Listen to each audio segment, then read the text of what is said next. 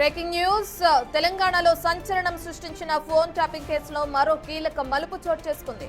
ఈ కేసును విచారిస్తున్న సిట్ అధికారులు ఇప్పుడు నేరుగా రాజకీయ అగ్రనేతలకు నోటీసులు ఇస్తూ దూకుడు పెంచారు. బీఆర్ఎస్ వర్కింగ్ ప్రెసిడెంట్ కేటీఆర్ కు సిట్ నోటీసులు జారీ చేయడం వల్ల రాష్ట్ర రాజకీయాల్లో పెను సంచలనంగా మారింది.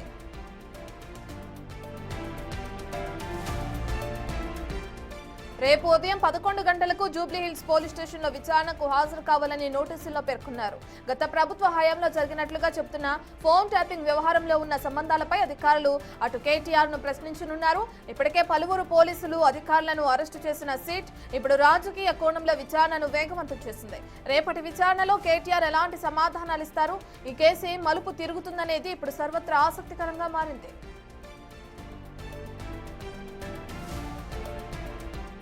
మంగళవారం రోజు ఈ కేసులో అటు హరీష్ రావును సిట్ అధికారులు సుదీర్ఘంగా విచారించారు.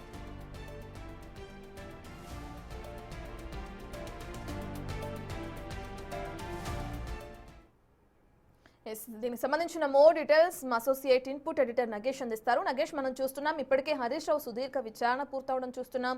అయితే ఆయన ఈ విచారణలో భాగంగా అనేక అంశాల గురించి కూడా తెరపైకి తీసుకురావడం చూస్తున్నాం. ఇప్పుడు కేటీఆర్ విచారణ తర్వాత ఎటువంటి విషయాలు వెలుగులోకి వస్తాయనుకోవచ్చు, డీటెయిల్స్ ఏ విధంగా ఉన్నాయనుకోవచ్చు నగేష్?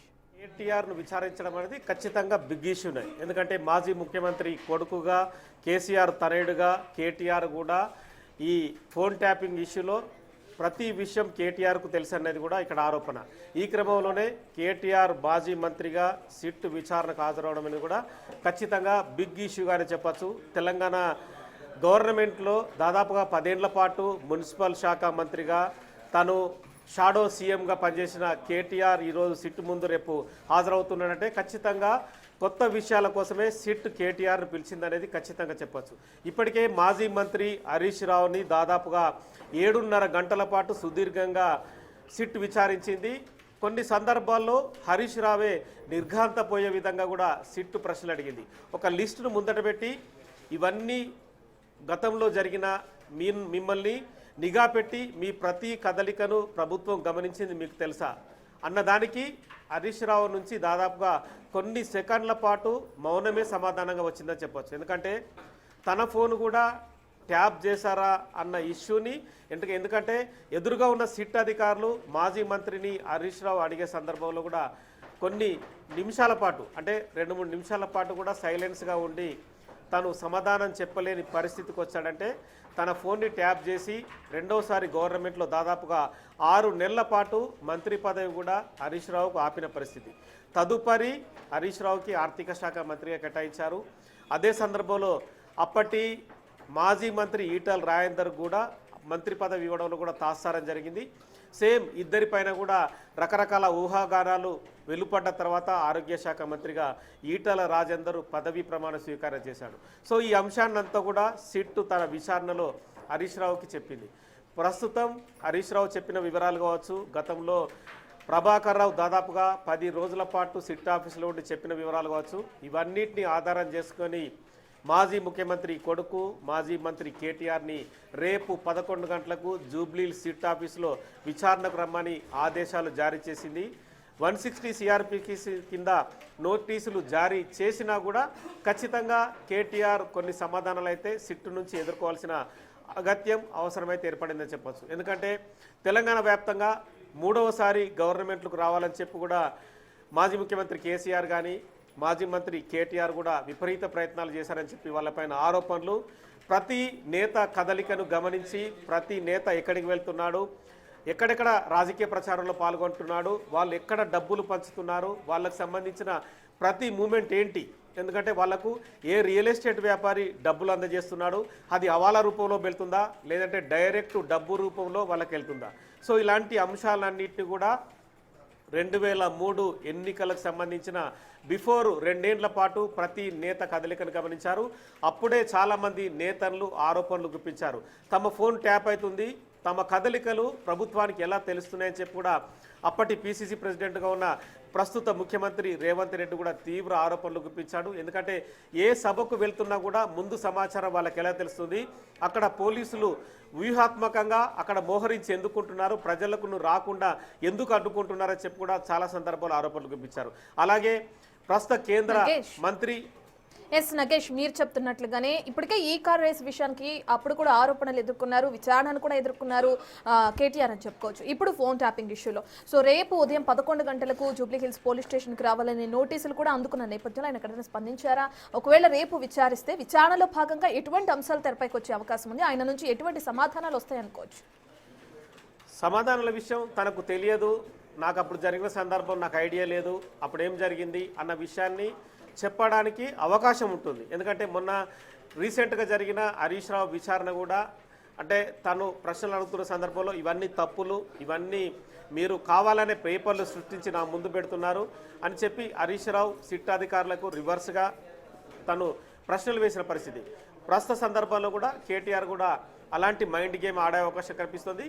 కానీ సిట్ దగ్గర అప్పుడు జరిగిన ఏదైతే ఫోన్ ట్యాపింగ్ ఇష్యూ ఉంటుందో ప్రతి నెట్వర్క్ నుంచి వచ్చిన పేపరు వాళ్ళ దగ్గర ఉంటుంది.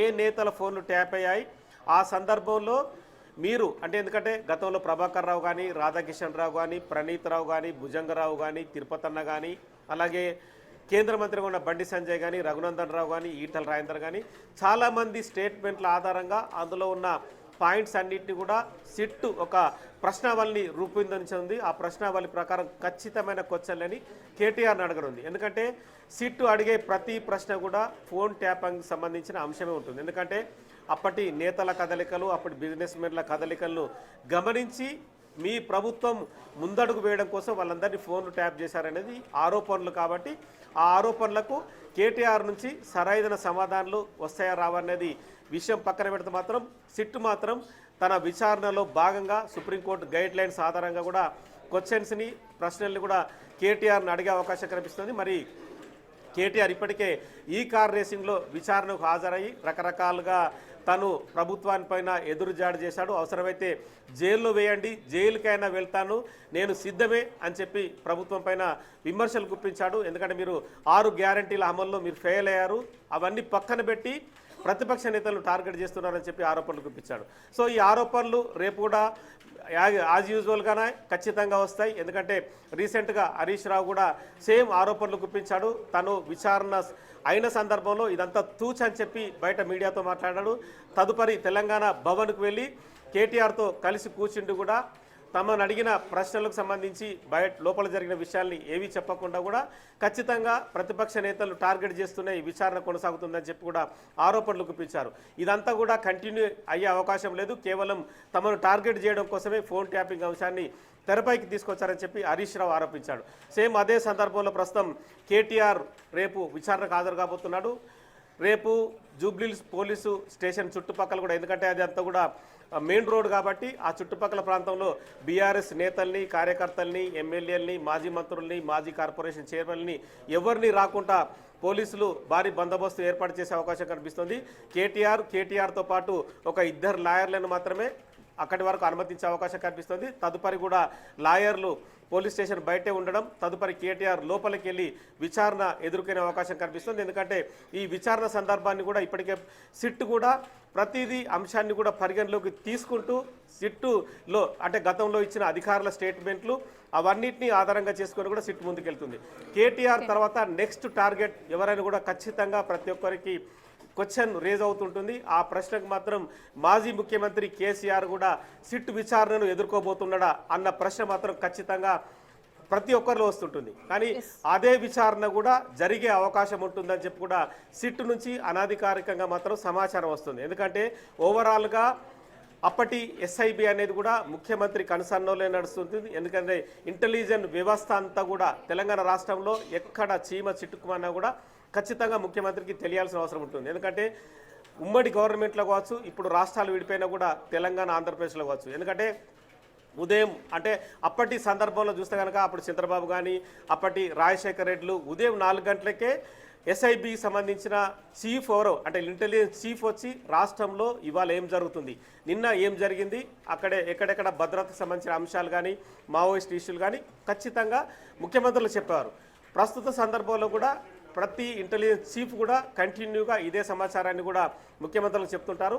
ఈ క్రమంలోనే అప్పటి ముఖ్యమంత్రి అనేది కూడా ఖచ్చితంగా ఇష్యూలో విచారణ ఎదుర్కొంటాడా అన్నదానికి మాత్రం కేటీఆర్ విచారణ తర్వాత కేటీఆర్ చెప్పే విషయాలు అవన్నిటి కూడా పరిగణలోకి తీసుకున్న తర్వాత కూడా నెక్స్ట్ లెవెల్కి సిట్ ముందుకెళ్లే అవకాశం కనిపిస్తుంది. ఇందులో సంతోష్ రావు పేరు కూడా వినిపిస్తుంది. ఎందుకంటే ముఖ్యమంత్రి వెనుకల్లే ఉండి మొత్తం కథ అంతా నడిపించాడని చెప్పి అప్పటి ఎంపీ సంతోష్ రావు పైన కూడా ఆరోపణలు ఉన్నాయి.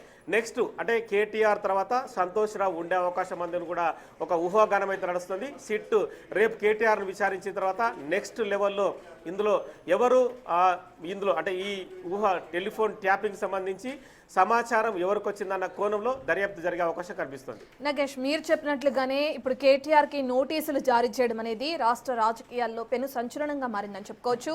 దీని తర్వాత కవితను కూడా విచారించే అవకాశం ఉందనుకోవచ్చా? ఇప్పుడు అంటే కేటీఆర్ విచారణ తర్వాత ఎవరెవరికి నోటీసులు జారీ అయ్యే అవకాశం ఉంటుంది అనుకోవచ్చు మనం?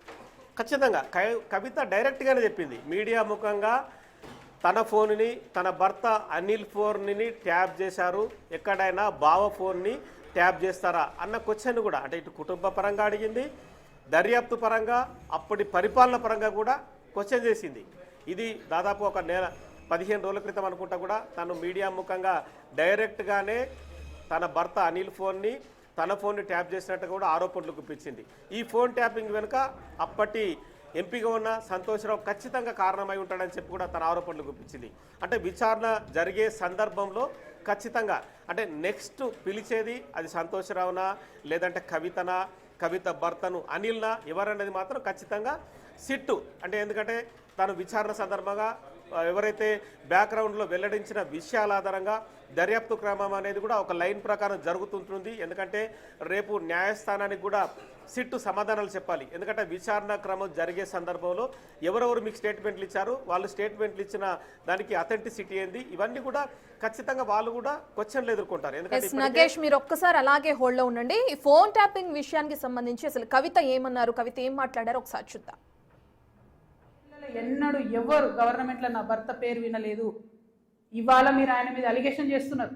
ఆయన ఫోన్ ట్యాప్ చేస్తారు, సిగ్గుండాలి, ఇంటర్లో ఫోన్ ట్యాప్ చేస్తారు, ఇటువంటి వెధవ ప్రచారాలు చేస్తారు. ఇంకా కళ్ళు సలవడతలేవా మీకు? పార్టీలకి నిలబొట్టారు కదరా బయటికి. ఇంకేంది 10 ఏళ్లలో ఎన్నడూ ఎవరు గవర్నమెంట్లో నా భర్త పేరు వినలేదు. ఇవాళ మీరు ఆయన మీద అలిగేషన్ చేస్తున్నారు. ఆయన ఫోన్ ట్యాప్ చేస్తారు, సిగ్గుండాలి, ఇంటర్లో ఫోన్ ట్యాప్ చేస్తారు, ఇటువంటి వెధవ ప్రచారాలు చేస్తారు. ఇంకా కళ్ళు సలవడతలేవా మీకు? పార్టీలకి నిలబొట్టారు కదరా బయటికి. ఇంకేంది 10 ఏళ్లలో ఎన్నడూ ఎవరు గవర్నమెంట్లో నా భర్త పేరు వినలేదు. ఇవాళ మీరు ఆయన మీద అలిగేషన్ చేస్తున్నారు. ఆయన ఫోన్ ట్యాప్ చేస్తారు, సిగ్గుండాలి, ఇంటర్లో ఫోన్ ట్యాప్ చేస్తారు, ఇటువంటి వెధవ ప్రచారాలు చేస్తారు. ఇంకా కళ్ళు సలవడతలేవా మీకు? పార్టీలకి నిలబొట్టారు కదరా బయటికి. ఇంకేంది 10 ఏళ్లలో ఎన్నడూ ఎవరు గవర్నమెంట్లో నా భర్త పేరు వినలేదు. ఇవాళ మీరు ఆయన మీద అలిగేషన్ చేస్తున్నారు. ఆయన ఫోన్ ట్యాప్ చేస్తారు, సిగ్గుండాలి, ఇంటర్లో ఫోన్ ట్యాప్ చేస్తారు, ఇటువంటి వెధవ ప్రచారాలు చేస్తారు. ఇంకా కళ్ళు సలవడతలేవా మీకు? పార్టీలకి నిలబొట్టారు కదరా బయటికి. ఇంకేంది పైరవేలు చేసుకోలే. నేను చాలా గర్వంగా ఫీల్ అయినా. నేను తెలంగాణ నుండి మొదటి ఎంపీగా పార్లమెంట్కి పోయినా. కొట్లాడుతుంటే మీ పిచ్చిలేసినట్టు గంటలు ఒరుతుంటే మీ పార్లమెంట్లో ఎంత ఫైట్ చేసినాం స్టేట్ కోసం. మీరేమో మేము ఆడ ఢిల్లీలో కొట్లాడుతుంటే ఇక్కడ ఏసీ ఆఫీస్లా ఉండి పందికొక్కుల్లాగా కేసీఆర్ గారు నీడనే ఏరి ప్రజల సొమ్ము తిన్నది కాకుండా ఉల్టా నా మీద వెకిలి ప్రయత్నాలు వేస్తే మాత్రం ఒక్కొక్కరిది కాళ్ళు ఇరగొడతా చెప్తున్నాను. నాకు ఇట్లాంటి భాష మాట్లాడడం ఇష్టం ఉండదు. ఇవాళ మాట్లాడక తప్పని పరిస్థితి అవుతుంది. లేనిపోని అంటగట్టకండి. 10 ఏళ్లలో ఎన్నడూ ఎవరు గవర్నమెంట్లో నా భర్త పేరు వినలేదు. ఇవాళ మీరు ఆయన మీద అలిగేషన్ చేస్తున్నారు. ఆయన ఫోన్ ట్యాప్ చేస్తారు, సిగ్గుండాలి, ఇంటర్లో ఫోన్ ట్యాప్ చేస్తారు, ఇటువంటి వెధవ ప్రచారాలు చేస్తారు. ఇంకా కళ్ళు సలవడతలేవా మీకు? పార్టీలకి నిలబొట్టారు కదరా బయటికి. ఇంకేంది ఈ ఫోన్ ట్యాపింగ్ విషయానికి సంబంధించి కవిత ఎటువంటి ఘాటు వ్యాఖ్యలు చేశారో మనం చూసాం. అసలు కేటీఆర్ ఏమంటున్నారు, ఆయన మాటల్లోనే ఒకసారి విందాం. 2 ఏళ్ళకి కార్తీక దీపం సీరియల్ ఉంటుంది, దాని లెక్క నడుతుంది కథ. అది ఒడవది తెగది, రోజు ఒకటే కథ ధారావాహిక. ఫోన్ ట్యాపింగు ఏం ట్యాపింగు, ఎవంది ట్యాపింగు, ఎక్కడ ట్యాపింగ్. పోలీసు వాళ్ళ పని పోలీసు వాళ్ళు చేస్తారు, దొంగలు నోటు పట్టుకుంటాడే పోలీసు వాళ్ళు చేస్తే పని వాళ్ళు చేస్తారు. మధ్యలో మాకేం సంబంధం, ఎవరికి సంబంధం? లుచ్చ పని చేస్తే పట్టుకొని లోపలెత్తారా ఎరా? మరి అదేదో పెద్ద స్వాతంత్ర పోరాటానికి పోయినట్టు నన్ను జైల్లో దొమ్మలు గుర్తుండే ఎరికేనా అని మాకు అసెంబ్లీలో చెప్తుంది. 2 ఏళ్ళకి కార్తీక దీపం సీరియల్ ఉంటుంది, దాని లెక్క నడుతుంది కథ. అది ఒడవది తెగది, రోజు ఒకటే కథ ధారావాహిక. ఫోన్ ట్యాపింగు ట్యాపింగ్, ఏం ట్యాపింగు, ఎవంది ట్యాపింగు, ఎక్కడ ట్యాపింగ్. పోలీసు వాళ్ళ పని పోలీసు వాళ్ళు చేస్తారు, దొంగలు నోటు పట్టుకుంటాడే పోలీసు వాళ్ళు చేస్తే పని వాళ్ళు చేస్తారు. మధ్యలో మాకేం సంబంధం, ఎవరికి సంబంధం? లుచ్చ పని చేస్తే పట్టుకొని లోపలెత్తారా ఎరా? మరి అదేదో పెద్ద స్వాతంత్ర పోరాటానికి పోయినట్టు నన్ను జైల్లో దొమ్మలు గుర్తుండే ఎరికేనా అని మాకు అసెంబ్లీలో చెప్తుంది. రెండు ఎస్ నగేష్, మనం చూస్తున్నాం. నగేష్ దగ్గరికి వెళ్దాం. నగేష్, ఇప్పటికే కేటీఆర్కి సంబంధించి కానీ అంటే ఇప్పుడు నోటీసులు జారీ అయిన క్రమంలో కవిత చేసిన వ్యాఖ్యల్ని మనం వింటున్నాం, అలాగే కేటీఆర్ చేసిన వ్యాఖ్యలను కూడా విన్నాం. ముందు కవిత వరకు వెళ్తే తన ఇంటల్లుడి ఫోనే ట్యాప్ చేసిన ఇదిలో ఉన్నారు, మీరంతా కూడా పార్టీ నుంచి వెళ్ళగొట్టారు, ఇంకా మీ కళ్ళు చల్లబడలేదంటూ ఘాటు వ్యాఖ్యలు చేశారు కవిత. ఒకవేళ కవితను విచారణకు పిలిస్తే ఈ విషయాలన్నీ కూడా సిట్ అధికారులకు వెల్లడించే అవకాశం ఉంటుంది అనుకోవచ్చా? అసలు కవిత ఏ విధంగా స్పందిస్తారనుకోవచ్చు ఒకవేళ తనని కనుక విచారణకు పిలిస్తే? అంటే ఆమె డైరెక్ట్గానే ప్రజాముఖంగానే మీడియాలో డైరెక్ట్గానే మాట్లాడుతుంది. అంటే పార్టీ నుంచి వెళ్ళగొట్టారు, నా భర్త నా ఫోన్లు కూడా మీరు ట్యాపింగ్లో విన్నారని చెప్పి ఆమె కొన్ని పదాలను కూడా హార్ష్గానే మాట్లాడుతుంది. ఇక సరిపోలేదా మీకు, ఇంకేం కావాలి నా నుంచి అని చెప్పి కూడా డైరెక్ట్గానే మాట్లాడుతుంది. ఇక కేటీఆర్ దగ్గరకు వస్తే కనుక దొంగల్ని పోలీసులు పట్టుకుంటారు, నేరస్తుల్ని పట్టుకుంటారు, ఫోన్ ట్యాపింగ్ అని చెప్పి కంటిన్యూగా పదాలని వాడుతూ చెప్పుకొచ్చారు. కానీ అదే ఫోన్ ట్యాపింగ్ అంశం అనేది రాజకీయంగా పెద్ద దుమారమైన అంశం. ఎందుకంటే కేటీఆర్కు ఆ విషయం ఖచ్చితంగా తెలిసి ఉంటుంది. ఎందుకంటే ఒక రాష్ట్ర ముఖ్యమంత్రి చేతిలో ఇంటెలిజెన్స్ వ్యవస్థ ఉంటుంది, ఎస్ఐబి ఉంటుంది. ఖచ్చితంగా ఏదైతే అంటే మామూలుగా టెర్రరిస్టులు కానీ మావోయిస్టులు కానీ ప్రతి కదలికలు తెలుసుకోవడం కోసం ఫోన్ ట్యాపింగ్ అనేది యూజ్ చేస్తూ ఉంటారు. ఎందుకంటే ప్రభుత్వం నడిచే క్రమంలో ఖచ్చితంగా ఫోన్ ట్యాపింగ్ అనేది వాళ్ళకు భద్రతా పరంగా వాళ్ళకి అంశం, వాళ్ళకి భద్రతా పరంగా కూడా ఖచ్చితంగా కూడా ముఖ్యమంత్రులకు అవసరమైన విషయం కూడా. కానీ ఇక్కడ ఏంటంటే ఫోన్ ట్యాపింగ్ అనేది పక్కదారి పట్టిందని చెప్పి ప్రస్తుత కాంగ్రెస్ గవర్నమెంట్ విచారణకు ఆదేశించింది. అప్పుడు 2023 గవర్నమెంట్ ఎండింగ్లో మరోసారి ప్రభుత్వం రావాలని చెప్పి ప్రతి నేత ఫోన్ ట్యాప్ చేశారు. ఎందుకంటే అప్పుడు రాధాకిషన్ రావు తాము సొంతగా ఎక్కడా చేయలేదు, అప్పటి బీఆర్ఎస్ సుప్రీంగా ఉన్న అని చెప్పి ఒక పదం వాడాడు. ఆ బీఆర్ఎస్ సుప్రీం ఎవరు? అప్పటి ముఖ్యమంత్రి కేసీఆరే, బీఆర్ఎస్ ప్రెసిడెంట్గా ఉన్న అధ్యక్షుడిగా ఉన్న కేసీఆరే. అంటే స్వయంగా ఒక ఎస్పీ స్థాయి అధికారి తన స్టేట్మెంట్లో డైరెక్ట్గానే ఫోన్ ట్యాపింగ్ అంశాన్ని చెప్పాడు. తమ సొంత నిర్ణయం ఎక్కడ కాదు, తమని ఆదేశిస్తేనే ఫోన్ ట్యాపింగ్కు పాల్పడమని చెప్పాడు. ఇప్పటికే ఈ కేసులో దాదాపు నగేష్ ఒక్క నిమిషం మీరు అలాగే హోల్డ్లో ఉండండి. ఈ ఫోన్ ట్యాపింగ్ విషయానికి సంబంధించి హరీష్ రావు ఏమన్నారో కూడా ఒకసారి చూద్దాం. Diversion tactics. నిన్న నాకు సిట్ నోటీస్ ఇచ్చిండు, ఇంకా ఇయాల్లో రేపు కేటీఆర్కి ఇస్తాడు. గంతే కదా నువ్వు ఇచ్చేది, వచ్చిందా? గంతే చేస్తాడు. ఎందుకంటే కేటీఆర్ గారు ఒకవైపు గట్టిగా నిలదీస్తుండు, ఇంకొక వైపు నేను అడుగుతా ఉన్నా, సమాధానాలు లేవు. నీ బొగ్గు కుంభకోణంలో నీ బామ్మదికే నువ్వు సాయం చేసినావు, నీ సంగతి ఏంటంటే దాని మీద సమాధానం లేదు. సిట్ నోటీసులు పంపుతుండే ఇక ప్రేమలేఖలు. భయపడతాం అనుకుంటున్నావా? నువ్వు ఎన్ని నోటీసులు ఇచ్చినా బిడ్డ నిన్ను ప్రశ్నిస్తూనే ఉంటాం.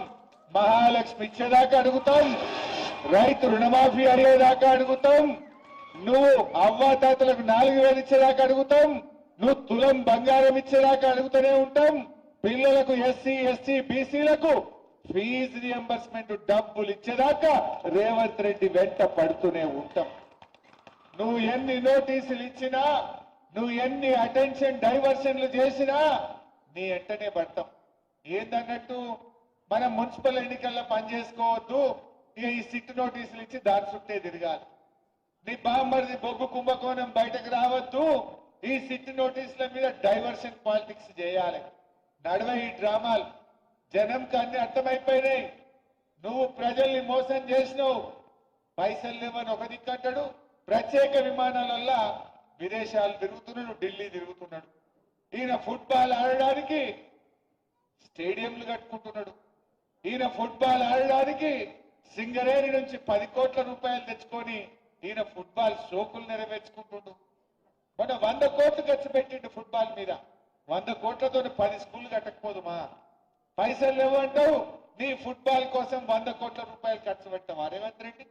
నీ షోకుల కోసం ఖర్చు పెట్టవా రేవంత్ రెడ్డి? మనం చూస్తలేమా? నిన్న మొన్న వాటాల పంచాయతీ పడి మంత్రులే ఎస్, మళ్ళీ మనం నగేష్ దగ్గరికి వెళ్దాం. నగేష్, మనం చూస్తున్నాం హరీష్ రావు కామెంట్లను కూడా, అంటే ముందుగానే ఆయన నాకు ఈ రోజు ఇచ్చారు నోటీసులు, రేపు కేటీఆర్కి ఇస్తారంటూ వ్యాఖ్యానించడం ఏ విధంగా చూడొచ్చు అనుకోవచ్చు? ఆల్రెడీ సమాచారం ఉందనేది కూడా అర్థమవుతోంది. అంటే మొన్న జరిగిన విచారణ సందర్భంగా ఏదో ఒక అధికారి ఖచ్చితంగా నెక్స్ట్ లెవెల్లో జరిగే ఇష్యూని జనరల్గా మాట్లాడి ఉంటారు. ఈ క్రమంలోనే నిన్న నాకు ఇచ్చారు, రేపు కేటీఆర్ కూడా ఇచ్చే అవకాశం ఉంటుందని చెప్పి ఇన్ఫర్మేషన్ని తను పాస్ చేసే ఆ పరిస్థితిని హరీష్ రావుకి వచ్చింది. కానీ హరీష్ రావు తను మెదక్లో మాట్లాడుతున్న అదే సందర్భంలో కూడా నందినగర్లో ఉన్న కేటీఆర్ నివాసానికి వెళ్ళిన సిట్ అధికారులు నోటీసు అందజేశారు. సేమ్ అక్కడ హరీష్ రావు మాట్లాడుతున్న టైంలో ఇక్కడ నోటీస్ ఇస్తున్న సందర్భాన్ని కూడా లింక్ అనేది కూడా ఖచ్చితంగా చూడొచ్చు. సో ఓవరాల్గా మాత్రం ఫోన్ ట్యాపింగ్ అనేది ఖచ్చితంగా ప్రతిపక్ష పార్టీలను, మిగతా అధికారులని, అలాగే కొంతమంది ఎవరైతే రియల్ ఎస్టేట్ వ్యాపారులని, బంగారం వ్యాపారులని టార్గెట్ చేస్తూ ఫోన్ ట్యాపింగ్ అనేది వాడిరు అనేది కూడా ఖచ్చితంగా అర్థమవుతుంది. ఈ క్రమంలోనే విచారణ అనేది మాత్రం కేటీఆర్ ఫోన్ ట్యాపింగ్ అంశంలో అప్పుడు జరిగిన ఎవరైతే ప్రతిపక్ష పార్టీల నేతల ఫోన్ ట్యాపింగ్ల లిస్ట్ని, అలాగే హరీష్ రావు చెప్పిన విషయాల్ని, హరీష్ రావు ఫోన్ని కూడా మీరు ట్యాప్ చేశారట, మీ నోటీసులో ఉందని చెప్పి కేటీఆర్ని కూడా అడిగే అవకాశం కనిపిస్తుంది. ఎందుకంటే హరీష్ రావుని అడిగిన సందర్భాన్ని మనం ఖచ్చితంగా గమనవచ్చు. మీ ఫోన్ ట్యాప్ అయింది, మీకు తెలుసా అన్న దానిపైన మాత్రం హరీష్ రావు నుంచి ఎలాంటి సమాధానం లేదు. సేమ్ అదే విషయాన్ని హరీష్ రావు ఫోన్ని మీరు ట్యాప్ చేయించారు, ఆ విషయాన్ని హరీష్ రావుని అడిగాము, మీకు తెలుసా అన్న క్వశ్చన్కి మాత్రం కేటీఆర్ నుంచి ఎలాంటి సమాధానం వస్తుందని మాత్రం ఖచ్చితంగా రేపు చూడాల్సిన అవసరమే కనిపిస్తుంది. ఎందుకంటే అప్పటి ముఖ్యమంత్రి కేసీఆర్ ఉన్నా కూడా అప్పుడు మున్సిపల్ శాఖ మంత్రిగా, ఐటీ శాఖ మంత్రిగా తను షాడో సీఎంగా కేటీఆర్ వ్యవహరించాడని చెప్పి ప్రజలందరికీ తెలుసు. బ్యాక్గ్రౌండ్లో సంతోష్ ఉన్నా కూడా మొత్తం ఓవరాల్ వ్యవహారంలో మాత్రం కేటీఆర్ ప్రధాన పాత్ర పోషించాడనేది కూడా ఆరోపణ. ఈ క్రమంలో నేతలకు సంబంధించిన ఫోన్ ట్యాపింగ్ అంశాలు, అలాగే గత ప్రభుత్వంలో అంటే గవర్నమెంట్ రావడం కోసం మీరు ఇలాంటి వ్యవహారాలకు పాల్పడ్డారు, ఇవన్నీ మీ నోటీసులో ఉన్నాయని చెప్పి కూడా అడిగే అవకాశం కనిపిస్తుంది. కొంతమంది స్టేట్మెంట్ కూడా మీ పేరు చెప్పారు, అలాగే అప్పటి మాజీ ముఖ్యమంత్రి కేసీఆర్ పేరు కూడా చెప్పారు. వీటన్నిటికీ మీ నుండి ఎలాంటి సమాధానం మీరు చెప్పగలుగుతారన్న క్వశ్చన్ కూడా కేటీఆర్ అడిగే అవకాశం కనిపిస్తుంది. మొత్తం ఓవరాల్ విషయాల్లో కేటీఆర్ కూడా మొన్న హరీష్ రావు ఎలా 7.5 గంటల పాటు విచారణ ఎదుర్కొన్నాడో సిట్ అధికారుల సమక్షంలో, రేపు కేటీఆర్ కూడా దాదాపుగా 7-8 గంటల పాటు ఖచ్చితంగా జూబ్లీస్ పోలీస్ స్టేషన్లో విచారణ ఎదుర్కొనే అవకాశం కనిపిస్తుంది. రేపు అవసరమైతే స్పెషల్ బ్రాంచ్లో ఉన్న జాయింట్ సిపిగా ఉన్న విజయ్ కుమారే స్వయంగా కేటీఆర్ను విచారించిన ఆశ్చర్యపోనక్కర్లేదు. ఎందుకంటే ఫోన్ ట్యాపింగ్ అంశం అనేది విజయ్ కుమార్తోనే మొదలైంది. ఎందుకంటే మొదట సిట్ చీఫ్గా విజయ్ కుమార్ని నియమించి మొత్తం ఈ వ్యవహారాన్ని అంతా కూడా, ఇన్వెస్టిగేషన్ అంతా కూడా తన చేతుల మీదుగా నడిచింది.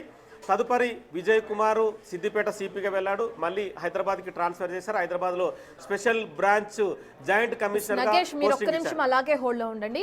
హరీష్ రావు విచారణ తర్వాత, లేదంటే హరీష్ రావు ఫోన్ ట్యాపింగ్ విషయాలకి సంబంధించి కేటీఆర్ ఏం మాట్లాడారో ఆ ఫోన్ ట్యాపింగ్ సంబంధించి ఒకసారి చూద్దాం. కార్తీక దీపం సీరియల్ ఉంటుంది, దాని లెక్క నడుతుంది కథ. అది ఒడవది, తెగది, రోజు ఒకటే కథ ధారావాహిక. ఫోన్ ట్యాపింగు ట్యాపింగ్, ఏం ట్యాపింగు, ఎవంది ట్యాపింగు, ఎక్కడ ట్యాపింగ్.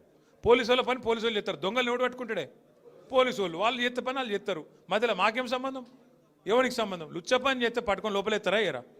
మరి అదేదో పెద్ద స్వాతంత్ర పోరాటానికి పోయినట్టు నన్ను జైల్లో దొమ్మలు గుర్తుండే ఎరికేనా అని మాకు అసెంబ్లీలో చెప్తుంది. 2 ఏళ్ళకి అదేదో కార్తీక దీపం సీరియల్ ఉంటుంది, దాని లెక్క నడుతుంది కథ. అది ఒడవది, తెగది, రోజు ఒకటే కథ ధారావాహిక. ఫోన్ ట్యాపింగు ట్యాపింగ్, ఏం ట్యాపింగు, ఎవంది ట్యాపింగు, ఎక్కడ ట్యాపింగ్. పోలీసు వాళ్ళ పని పోలీసు వాళ్ళు చేస్తారు, దొంగలు నోటు పట్టుకుంటాడే పోలీసు వాళ్ళు చేస్తే పని వాళ్ళు చేస్తారు. మధ్యలో మాకేం సంబంధం, ఎవరికి సంబంధం? లుచ్చ పని చేస్తే పట్టుకొని లోపలెత్తారా ఎరా? మరి అదేదో పెద్ద స్వాతంత్ర పోరాటానికి పోయినట్టు నన్ను జైల్లో దొమ్మలు గుర్తుండే ఎరికేనా అని మాకు అసెంబ్లీలో చెప్తుంది. 2 ఏళ్ళకి అదేదో కార్తీక దీపం సీరియల్ ఉంటుంది, దాని లెక్క నడుతుంది కథ. మనం కేటీఆర్ వ్యాఖ్యలను చూసాం. మళ్ళీ నగేష్ దగ్గరికి వెళ్దాం. నగేష్, మనం చూస్తున్నాం కవిత చేసిన వ్యాఖ్యల్ని, కేటీఆర్ చేసిన వ్యాఖ్యల్ని, హరీష్ రావు చేసిన వ్యాఖ్యల్ని, ఇక ముగ్గురు చేసిన వ్యాఖ్యల్ని చూస్తున్నాం. ఇప్పుడు ఒకవేళ వీళ్ళ ముగ్గురు విచారణ తర్వాత ఇదంతా కొలిక్కి వస్తుంది అనుకోవచ్చు.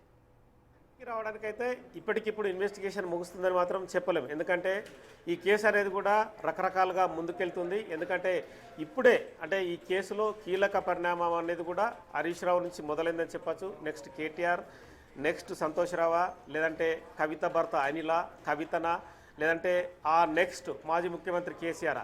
సో ఇవన్నీ కూడా వరుసగా ఒక సీక్వెల్ ప్రకారం కూడా విచారణ వెళ్ళే అవకాశం కనిపిస్తుంది.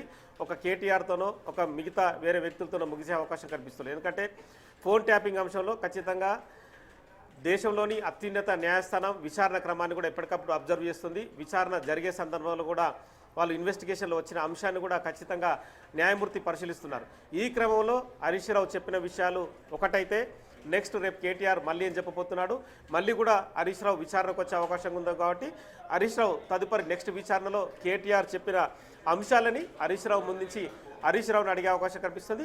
సో ఇలా సీక్వెల్ ప్రకారం ఖచ్చితంగా వెళ్తుంది. కాబట్టి ఇప్పటికిప్పుడే విచారణ అనేది ముగిసే అవకాశం లేదని కూడా ఖచ్చితంగా చెప్పచ్చు. మొత్తం అయితే ఈ వ్యవహారంలో రేపు కేటీఆర్ విచారణ సందర్భం అనేది కూడా ఖచ్చితంగా బిగ్ ఇష్యూనే. ఎందుకంటే తెలంగాణ స్టేట్లో తెలంగాణ రాష్ట్రం ఏర్పడిన తర్వాత మాజీ ముఖ్యమంత్రి కొడుకుగా, ఎందుకంటే టీఆర్ఎస్ పార్టీలో వర్కింగ్ ప్రెసిడెంట్గా, ప్రస్తుత బీఆర్ఎస్ పార్టీలో వర్కింగ్ ప్రెసిడెంట్గా చక్రం చెప్తున్న కేటీఆర్ ఖచ్చితంగా విచారణ సందర్భాన్ని ఏ విధంగా ఎదుర్కొంటాడని మాత్రం ప్రజలంతా ఖచ్చితంగా గమనిస్తారు. ఎందుకంటే రాజకీయ పక్షాలు కూడా మాజీ ముఖ్యమంత్రి కొడుకు అప్పటి మంత్రి కేటీఆర్ హాజరవుతుందంటే ఆసక్తిగానే అందరూ చూస్తుంటారు. ఎందుకంటే ఫోన్ ట్యాపింగ్ అనేది ఒకరి దగ్గర ఒకరు రహస్యంగా మాట్లాడుకున్న విషయాల్ని పక్క వ్యక్తులు విన్నారంటే కూడా ఖచ్చితంగా చాలామంది కూడా ఇది మింగుడు పడిన విషయం. చాలామంది కూడా మా మాటలు మీరు వింటారా అన్నది కూడా ఒక రకమైన క్వశ్చన్ ఇది. ఎందుకంటే ఎవరో ఫోన్లో మాట్లాడుకున్న విషయాలు థర్డ్ పర్సన్ విని అక్కడ వాళ్ళు మాట్లాడుకున్న మాటలేంటి, వాళ్ళు ఎక్కడికి వెళ్తున్నారు, వాళ్ళు చేసే ఆపరేషన్ ఏంటి, వాళ్ళు ఎలక్షన్లలో ఏ విధంగా ముందుకెళ్తున్నారు, వాళ్ళని ఎలా కట్టడి చేయాలి, వాళ్ళని పోలీసులు పెట్టాలా లేదంటే ప్రైవేట్ వ్యక్తులను పెట్టి కట్టడి చేయాలా, వాళ్ళు డబ్బులు తీసుకెళ్తున్నారా, ఎక్కడ పంచుతున్నారు, ఆ డబ్బుల్ని ఎలా లాక్కురావాలా అన్న కోణంలోనే మొత్తం ఫోన్ ట్యాపింగ్ అంతా కూడా జరిగింది. సో ఇవన్నీ కూడా ఖచ్చితంగా అప్పటి ప్రభుత్వంలో ఉన్న అమాత్యులందరూ కూడా విచారణ ఎదుర్కోవాల్సిందే. ఎందుకంటే ఇప్పటికే చాలామంది 500 మందికి పైగా ఈ ఫోన్ ట్యాపింగ్ అంశంలో విచారణ ఎదుర్కొన్నారు. వాళ్ళందరూ కూడా స్టేట్మెంట్లు ఇచ్చారు. సో ప్రస్తుతం అయితే మాజీ ఎమ్మెల్యే బొల్లం మల్లయ్య యాదవ్ బిగ్ టీవీకి అందుబాటులో ఉన్నారు. నమస్తే మల్లయ్య యాదవ్ గారు.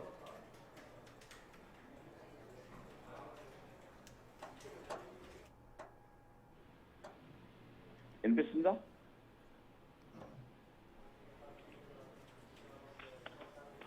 బొల్లం మల్లయ్య గారు, నాకు వినిపిస్తుందండి.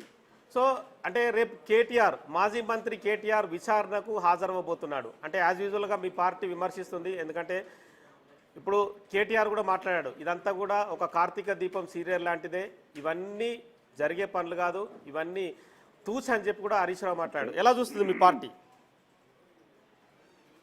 హలో, నా మాట వినిపించిందా మీకు మల్లయ్య గారు? సో మొత్తానికైతే విచారణ సందర్భం అనేది ఎదుర్కొంటుంది. కాబట్టి మల్లయ్య గారు, నా మాట వినిపిస్తుందా?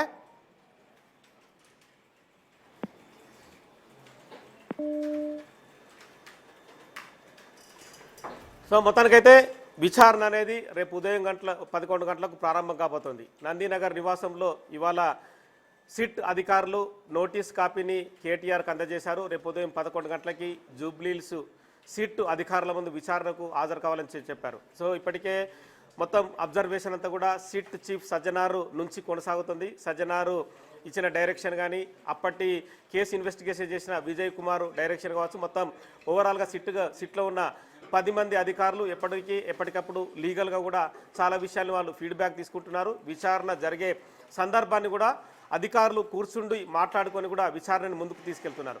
ఈ క్రమంలోనే హరీష్ రావు విచారణ 2 రోజుల క్రితం జరిగింది. రేపు కేటీఆర్ హాజరవుతున్నాడు. కాబట్టి ఖచ్చితంగా ఫోన్ ట్యాపింగ్ జరిగిన అంశాన్ని 2003 ఎలక్షన్స్ కావచ్చు, మొత్తం అప్పుడు సో ఎవరెవరిని వాళ్ళు ఇష్యూలో విన్నారన్న దానిపైన జరిగే అవకాశం కనిపిస్తుంది.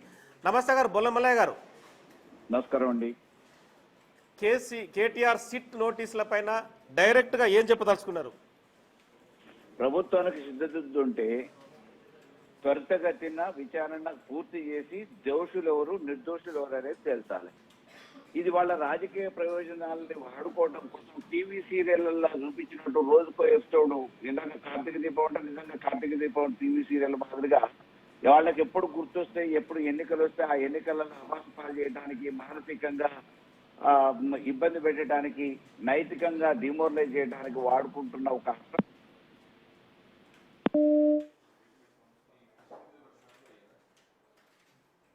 సో అంటే రాజకీయంగా అంటే అనైతికంగానే ఫోన్ ట్యాపింగ్ అంశాన్ని వాడుకుంటున్నారని చెప్పి మాజీ ఎమ్మెల్యే బొల్లం మల్లయ్య యాదవ్ ఆరోపిస్తున్నాడు. ఒక టీవీలో కార్తీక దీపం సీరియల్ లాగానే ఇది నడుస్తుంది.